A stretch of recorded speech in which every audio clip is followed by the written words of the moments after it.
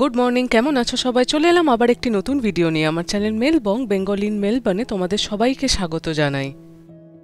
আজকের ভিডিওতে তোমরা দেখবে প্রবাসে আমাদের স্বাধীনতা দিবস পালন। সকাল থেকে আমরা কি করলাম, স্বাধীনতা দিবস উপলক্ষে কি স্পেশাল খেলাম, এই নিয়েই আজকের ভিডিও। চলো তাহলে শুরু করা যাক।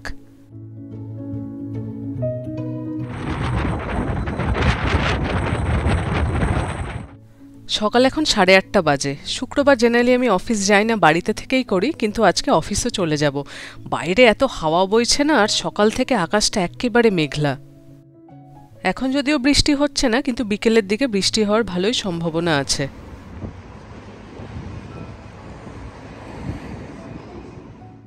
চলো, ট্রামে উঠে পড়েছি আমরা। এখন আমরা যাচ্ছি মেলবার্নে অবস্থিত ইন্ডিয়ান কনসুলেট জেনারেলের অফিসে।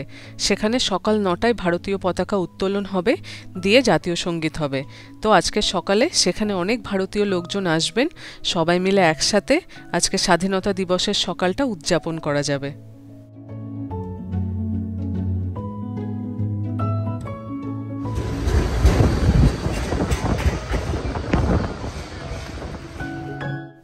আমরা টাউন হলে নেমে পড়লাম।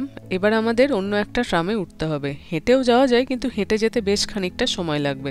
সেজন্য ট্রামে করে 3টে স্টপ গেলেই তার সামনেই কনসুলেট জেনারেলের অফিস। শুক্রবার তো একটা অফিস ডে, সেই জন্য এই সময়টা বেশ ব্যস্ত রাস্তাঘাট।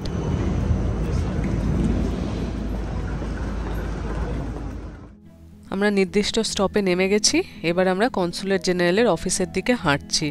অলরেডি সেখানে অনেক লোকজন জমায়েত হয়ে গেছে।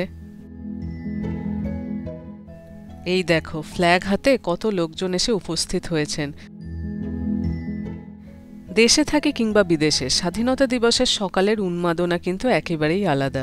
সেই ছোটবেলা থেকেই সকালে ঘুম থেকে উঠে স্কুলে যাওয়া, গিয়ে প্যারেড করা, ফ্ল্যাগ হোয়েস্টিং হওয়া, তারপর জাতীয় সঙ্গীত গাওয়া, এই পুরো ব্যাপারটা এত নস্টালজিয়া লাগে।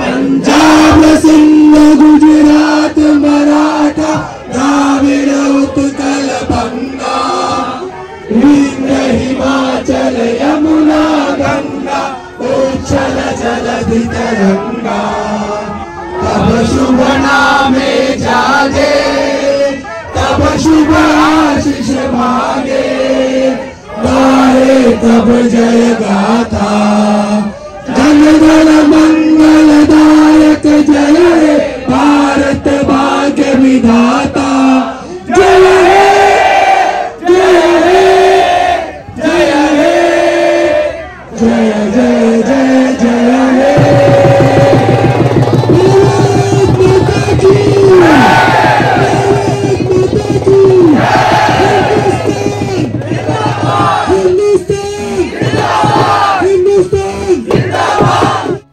আমি আর ওয়েট করতে পারলাম না, অফিসের টাইম হয়ে গেছে। ফ্ল্যাগ হোয়েস্টিং হয়ে গিয়েই আমি বেরিয়ে পড়লাম অফিসের উদ্দেশ্যে।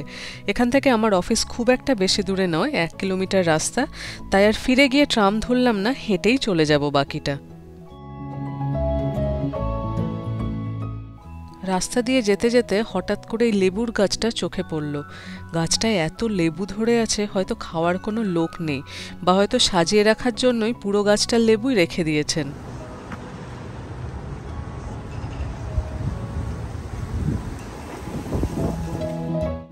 অফিসের কাছাকাছি পৌঁছেই গেছি। আজকে খুব একটা ঠান্ডা নেই, এখন 12 ডিগ্রি টেম্পারেচার, কিন্তু এত উইন্ডি না চারপাশটা। জানি না এই পাখিগুলোর কি নাম, হঠাৎ করে রাস্তায় যেতে যেতে চোখে পড়ল।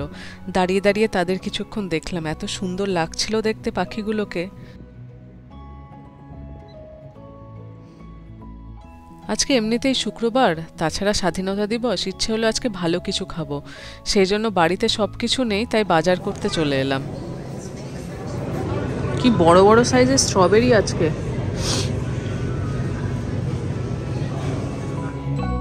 এখন তো এখানে অ্যাভোকাডো সিজন, এই সময় খুব ভালো অ্যাভোকাডো পাওয়া যায়, আর দামটাও মোটামুটি একটু নেওয়ার মতো থাকে, নাহলে বছরের অন্য সময় খুব দামি হয়। আজকাল আবার কি স্ট্যাম্প মারা অ্যাভোকাডো বেরিয়েছে।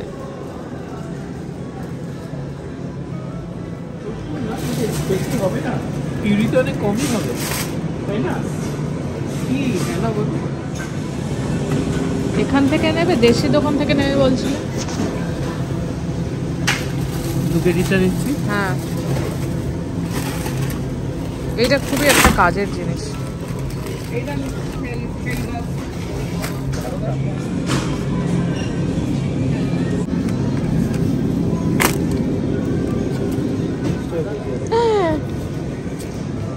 30 টাকা কেজিতে একদম একটুখানি নাও, তারপরে ভিক্টোরিয়া মার্কেট থেকে নিয়ে নেব।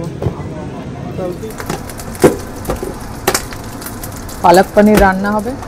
প্রথমে তেলের মধ্যে লঙ্কা দিয়ে দিয়েছি, এবার পালং শাকগুলো দিয়ে দেবো।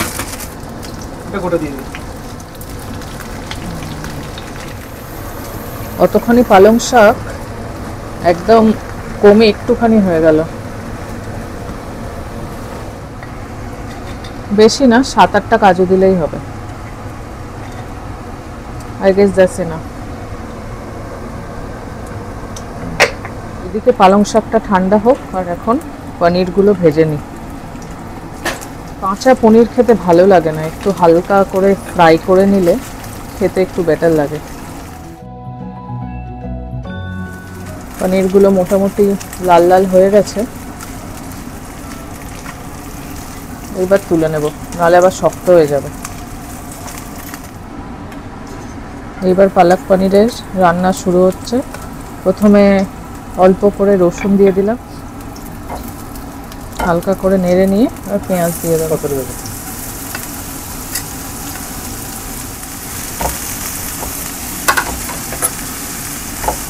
পেঁয়াজটা অল্প ভাজা হয়ে গেছে, টমেটো দিয়ে দিলাম আর 2টো কাঁচা লঙ্কা। এরপরে অল্প করে আদা রসুন বাটা, তার সাথে জিরে গুঁড়ো আর ধনে গুঁড়ো।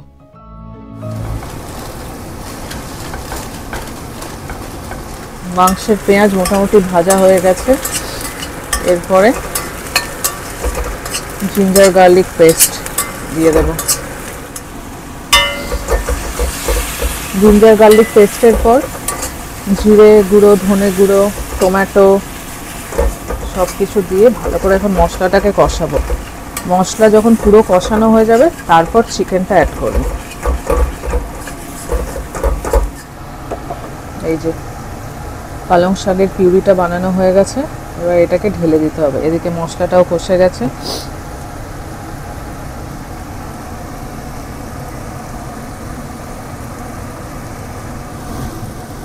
দেখো কি দারুণ কালারটা লাগছে এখন। আমি আগে কখনো পালক পনির বানাইনি, এই প্রথমবার বানাচ্ছি, দেখি কেমন হয়।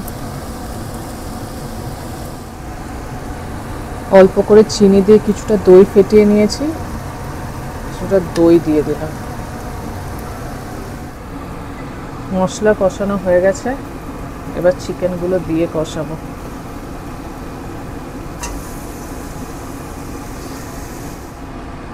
চিকেনটা দেওয়ার পর কিছুক্ষণ কষানো হয়েছে, তারপর একটু দই দিয়ে দিলাম, দিয়ে আবার কষাতে শুরু করলাম।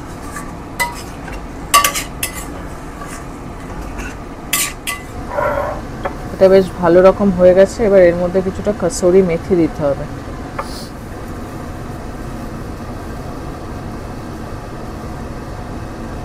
ও গরম মশলা, এটা বাড়িতেই আমাদের নিজেদের বানানো গরম মশলা। তাহলে এখানে ঠিক বাঙালি গরম মশলাটা কিনতে পাওয়া যায় না, আমরা আমাদের মতো করে বানিয়ে নিয়েছি।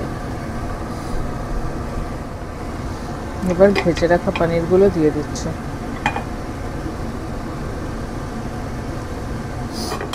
প্রথমবার বানাচ্ছি, জানি না কেমন খেতে হবে। চিকেনটা ঢাকা দিয়েছিলাম,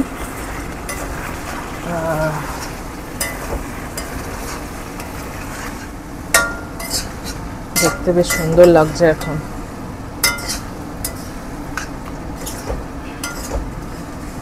মাংসতে একটুও জল দিইনি, তাতে মাংসটার কনসিস্টেন্সি এইরকম হয়েছে। মাংস প্রায় সেদ্ধ হয়ে গেছে, চিকেন রেডি হয়ে গেছে, পনিরটাও রেডি। যেহেতু ভাত দিয়ে খাওয়া হবে সেই জন্য ভাবলাম যে ইন্ডিয়ান ফ্ল্যাগের মতো বানাবো। উপরের দিকে চিকেনটা দেব আর নিচের দিকে পনিরটা দেব, তাহলে বেশ গেরুয়া সাদা সবুজ মনে হবে। স্যাফরনের মতো হয়েছে দেখতে চিকেন, কিছুটা স্যাফরনের মতো লাগছে।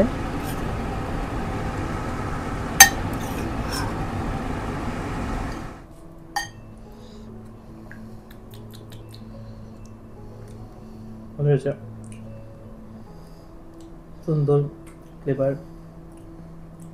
পনির, পালক পনির, আমি অনেকদিন পর পালক পনির বানালাম। পালক পনির আমরা কোন বানিয়েছি বলে আমার ঠিক মনে পড়ছে না, এটাই হয়তো ফার্স্ট টাইম বানালাম আমরা।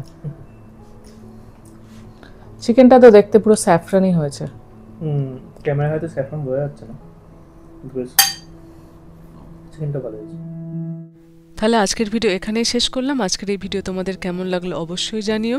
খুব শিগগিরই দেখা হচ্ছে পরের ভিডিওতে। সবাই খুব ভালো থেকো। আজ তাহলে আসি, টাটা।